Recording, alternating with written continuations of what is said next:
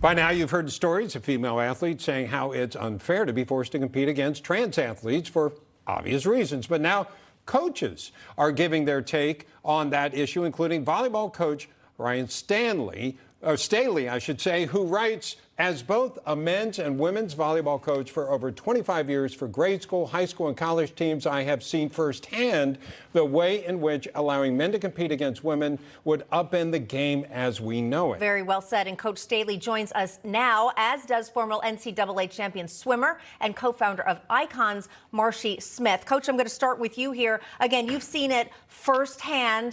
Tell us what you've observed and why you've decided to speak out at this time. In my experience, and I've worked with, and I appreciate you having me on today. I've coached grade school girls from 5th grade all the way to Division I women's, and I've also coached men from Division I on down. And there is a huge difference in the physicality of the males versus the females, especially after they leave, like let's say 3rd grade, for example, when puberty starts to hit. And what we've seen in just data alone in 2021. They did a study on testosterone suppression, and they found that it was 5% at max was the loss of physical ability by males.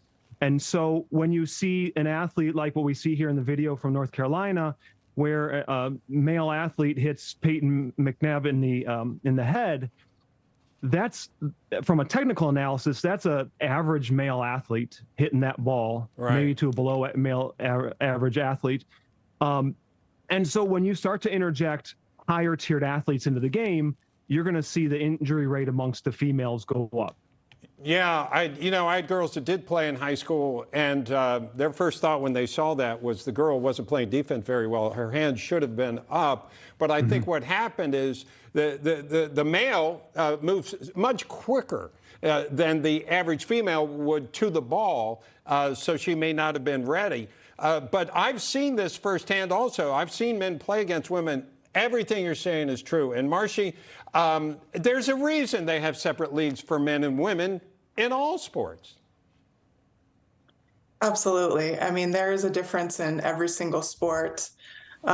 This week, I was in Arizona with the superintendent, Tom Horn, basically defending the rights of girls in the state to continue to have fair competition for reasons like this. Peyton McNabb is a high school athlete, and although I was a collegiate swimmer, most women do not go on to the collegiate level. So the majority of development and the peak of success is really found in grade school and in high school. And these girls don't only deserve to participate, but they deserve the right to win in their sports. We're seeing this week, there's many state track and field championships where there are multiple boys competing across the country in the states that do not offer a fair and safe sport to their female athletes. Yeah, and just before we go, I did want to bring this up because, Rhyen, you did mention how even with testosterone, in particular reducing drugs, the difference is not that much. And I just want to show you this. The NIH actually released a study last August, we should have the graphic here, actually showing the significant physical differences. This isn't the one. The significant physical differences, the biological difference that men who were born men or males at birth, even after hormone therapy, they still have a significant advantage over biological females between, again, you see the brain, heart size, stroke volume, lung capacity. So again, this is simply coming down to science, Rhyen. Why are people choosing to ignore science for this issue? We just have a few seconds left. Because of fairness. I mean, in their mind, they see it as fair. But we know it's not fair. It's not fair to females that their injury rate goes up. It's not fair to females that they're losing spots on the podium to biological males. And it's not fair that they're missing out on future opportunities, whether it be scholarships or access to universities or even future jobs. Yeah.